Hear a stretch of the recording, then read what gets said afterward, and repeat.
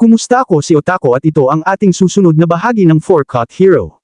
Hindi makapaniwala si Zor na kaya ni Jed gamitin ang ganoong uri ng mataas na antas ng magic dahil siya lamang ay isang mandirigma.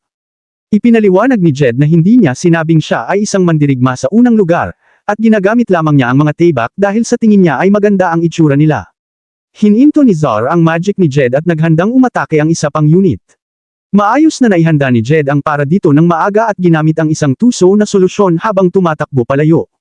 Sinisisi ni Jed ang mga miyembro ng apat na malalaking grupo para sa nangyayari, ngunit na-interrupt ang kanilang argumento nang atakihin sila ng isang loko-lokong babae na may hawak na martilyo. Ang baliw na babae na ito ang kapitan ng Rose Order. Hindi siya makapaniwala na si Mr. Hero ay sumama sa apat na malalaking grupo at hinahanap niya kay Jed si Peg. Hindi nagdalawang isip si Jed at iniwan ang malaking bundok ng kalamnan. Handa na ang babae na ito na tapusin ang buhay ni Peg, ngunit mas concerned si Peg sa pagkuha ng kanyang mahahalagang larawan. Dumating ang backup ng kapitan, ngunit nagulat siya sa suot nila. Naalala niya kung paano siya pinilit ng kanyang team na magsuot ng nakakahiyaang damit para madala si Peg, at sinabi nila na hindi ito malaking bagay dahil sabay-sabay naman silang magsusuot. Wala sa kanila ang may suot na damit, bagkus ito ay sobrang nakakahiya. Abala si Peg sa kanyang sariling personal na photoshoot, kaya nagsimula ang kapitan ng labanan. Nagkasalubong si Jed at Gina ng ilang sundalo, ngunit ginamit ng ating kaibigan ang body enhancement magic upang sila ay mapalipad. Nasipa ang isa pang guard nang gamitin niya ang speed increased magic, at ngayon lang napagtanto ni Gina na totoo nga ang sabi na si Jed ay isang mage. Nakaiwas sila sa maraming sundalo, ngunit kailangan agad ni Jed na gumamit ng defense magic nang atakihin sila ng malaking puwersa. Ang umatake ay si Zir, at gusto lamang niya na sumuko sila ng mahinahon. Buong kaharian na ang naghahanap sa kanya ngayon, kaya walang pagkakataon na makatakas siya. Nangangamba si Gina na masyadong maraming kaaway, ngunit ibinunyag ni Jed na may paraan siyang makatakas. Mayroon siyang teleport ring, ngunit mayroong bagay sa destinasyon na nagpapahiwatig sa kanya na mag-atubiling gamitin ito. Hindi nag-atubiling si G, bagamat may pag-aalinlangan si Jed, at sila ay na-teleport. Ginamit ni Zor ang trackang magic upang hanapin sila. Ngunit nagulat siya nang ma-realize niya kung saan sila napunta.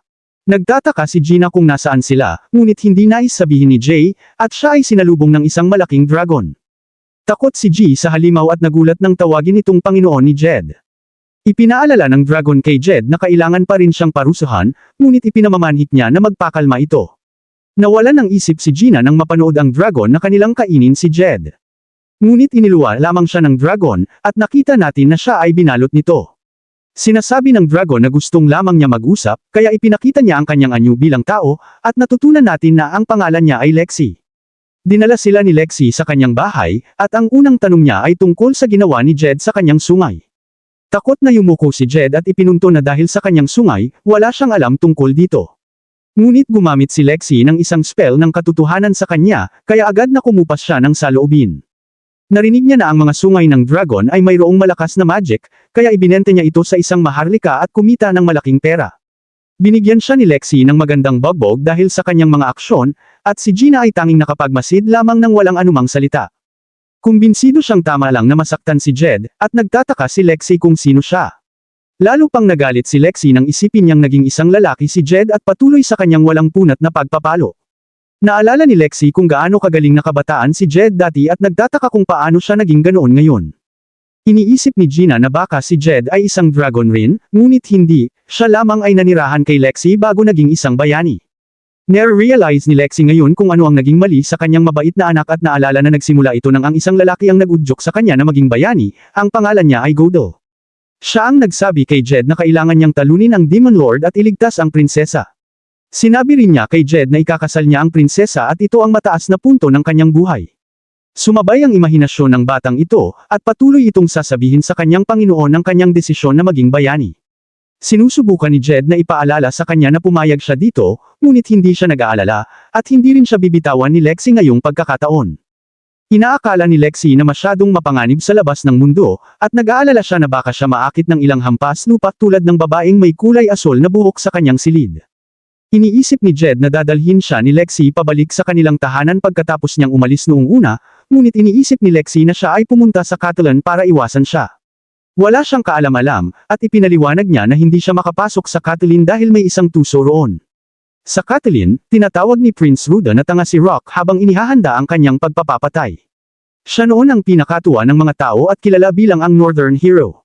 Gayunpaman, sumumpa siya ng pagsang-ayon sa Demon Lord, kaya inutos ng hari ang kanyang pagpapapatay. Dumating ang maraming tao, siya pa rin ay dalaga sa edad na 35. Napagtanto ng mga gwardya na sila ay nasa panganib, ngunit huli na sapagkat nagsimula na si Hill sa kanyang pagsalakay.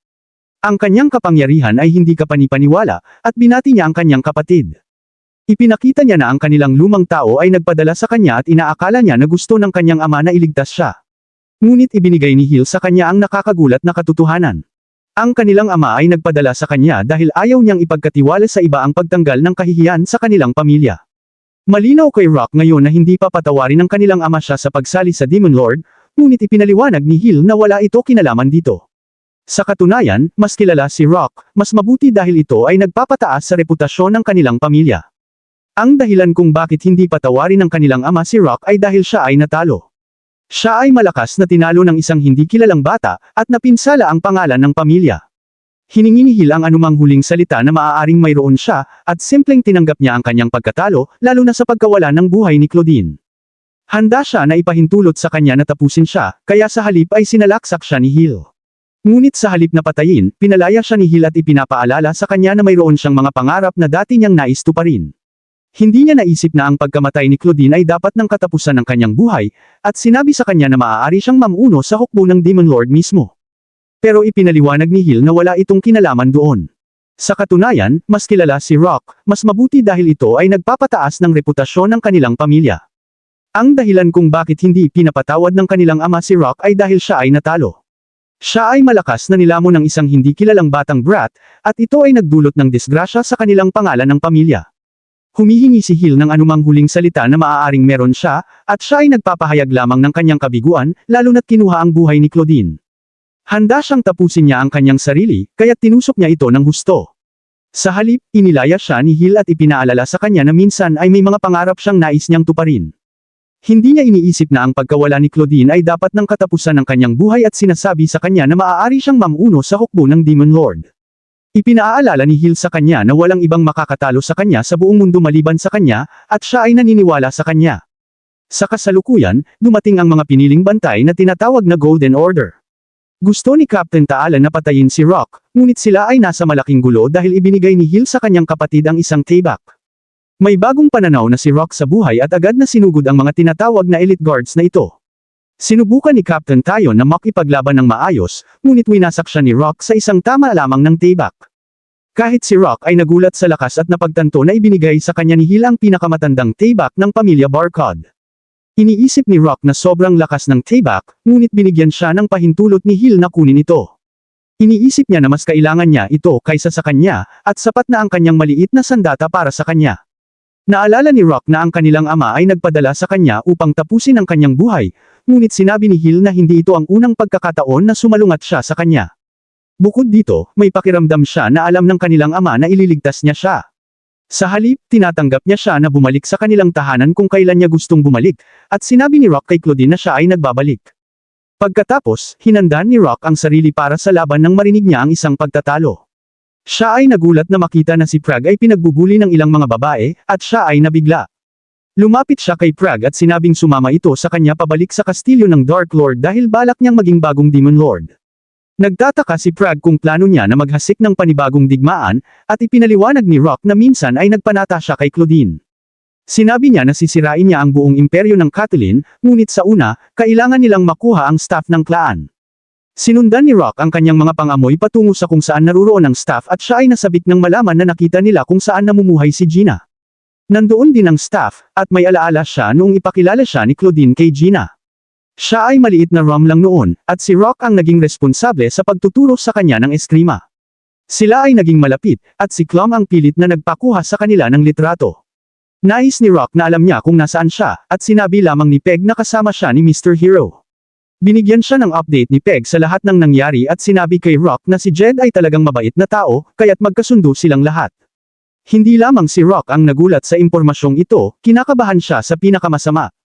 Sa ibang lugar, galit na galit ang hari sa marinig na naglayas sina Jed at Gina kasama. Bukod pa rito, si Rock ay nasave ng isang espesyalistang babaeng mandirigma bago siya mapugutan ng ulo. Parang hindi pa sapat iyon, nakawala rin si Peg kasama si Rock. Lubos na lugmok ang hari, ngunit sinabi ng kanyang kanang kamay na si Mr. Rupal sa kanya na dapat silang mag-focus. Kailangan nilang hanapin ang solusyon bago lumitaw ang tiyak na tao. Biglang dumating si Prince Ruda upang magrekomenda na ituring ito bilang isang pambansang krisis. Ang sitwasyon ay talagang masama, ngunit hindi ito masyadong seryoso para sa hari at pakiramdam niya na kaya nilang harapin ito. Gayunpaman, ipinaalala ni Rupal sa hari kung gaano kasama ang sitwasyon. Sila ay itin raider ni Mr. Hero, at maaaring sila ay atakihin ng hukbo ng Demon Lord anumang oras.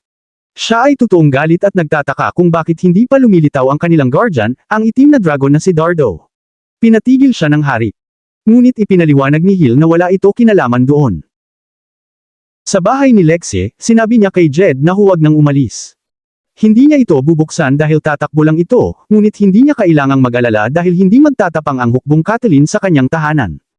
Bigla ay nararamdaman niya na may pumasok sa kanyang barikada at kailangan niyang kumilos agad dahil ginamit ni DLE ang isang napakalakas na atake. Nababahala si Lexie para kay Jad, at nakita niya na ang antas ng kapangyarihang ito ay sumasakit sa kanya. Lumalabas ng kontrol ang galit ni Lexie, at ipinapangako niya na gantihan ang sinumang umatake sa kanya habang siya ay nagiging dragon. Si Gina ay hindi makapaniwala sa kanyang nakikita, at ipinaliwanag ni Jed na ang kanyang amo ay isang kilalang tao kahit sa gitna ng Dragon Clan. Bigla ay lahat ay nagulat ng nakayanan ni Dardo na mabuhay at tila nagpapagaling pa. Ipinaliwanag ni Dardo na kailangan niya ng mas malaking pagsisikap kaysa roon, kundi kakainin na lang niya siya ng buhay. Nakaganti si Lexie sa ballistic na dragon at sinunod ng pagtusok sa kanya. Sa kasamaang palad, nagpagaling lamang siya ulit at ipinakita na ang kanyang balat ay may epekto ng asido. Binubuska siya ni Dardo ng kaunting pamimintas, at napagtanto ni Jed na hindi lamang karaniwang hilang magic ang ginagamit ni Dee. Nangamba si Jed na magiging may kalamangan si Dardo kung tatagal ang laban, at sinabihan niya si Gina na ililigtas niya si Lexie. Iniisip ni Gina na kalokohan siya dahil malamang ay walang laban ang isang tao laban sa isang dragon, lalo na't ganito kalakas. Tinukoy niya na kung hindi dahil kay Lexie, sila ay matagal nang nawala. Sumang-ayon si Jed na wala siyang pag-asa na manalo sa diretsahang atake, ngunit mayroon siyang isang ideya. Sinabi niya kay Gina na hawakan ang kanyang pendant at tumakbo palayo hanggat maaari. Walang oras na pigilan siya habang umalis, at nagtataka siya kung ano ang ginagawa ng pendant. Sa kasamaang palad, biglang lumitaw si Jed mismo sa gitna ng laban. Natanto niya na si Dee ay nakakapag-atake sa kanila ng diretsahan habang nasa loob sila ng bahay ni Lexie, kaya't naisip niya na hindi ito umaasa sa visual na pandama. Ang maliit na maltong bagay ay sumisitsit sa tenga ni Dee, at sinabi sa kanya na tapusin ang buhay ni Jed. Sinubukan siyang kainin ni Dee, ngunit mabilis na lumayo si Jed at gumamit ng isang utos upang pilitin si Lexie na bumalik sa kanyang anyong tao. Iniisip niya na mayroon lamang isang paraan upang makatakas sa pagtututok ni Dee at ginamit ang isang spell na tinatawag na Disguise Transfer. Nagulat si Dardo sa lahat ng mga spell, at sinabi ni Jed sa kanya na palm habang tila siya'y naglaho. Nalilibang si Dee sa laro ng tagwan, ngunit sinasabi na hindi ito magtatagal. Bigla na lamang, lumitaw si Jed kay Gina, at sa pagkakagulat ay tinabihan niya ang isa pang sungay ni Lexie. Siyempre, lahat ay nagulat, at si Lexie ay nawawalan na ng mga salita nang malapit na itong maubos ang kanyang mahika. Galit si Dardo dahil hindi na niya masense ang kanyang kapangyarihan at nagtataka kung paano sila nakatakas. Ibinunyag ni Jed na ang kanyang plano ay itago ang kapangyarihan ni Lexie upang isipin ni Dee na nakatakas sila. Perpekto ang kanyang plano, ngunit galit na galit si Lexie dahil ipinakita niya na hindi niya talaga itinago ang kanyang kapangyarihan. Pinatay niya ito. Nilinaw ni Jed na sobrang laki ng kapangyarihan niya kaya kailangan niyang gumamit ng kakaibang paraan. Sa oras na iyon, naglalaho na ang dragon na anyo ni Ruda. Nagtatanong siya kung bakit sila tumakas mula sa kanya at nagtataka kung bakit hindi nila ito tinapos na lang.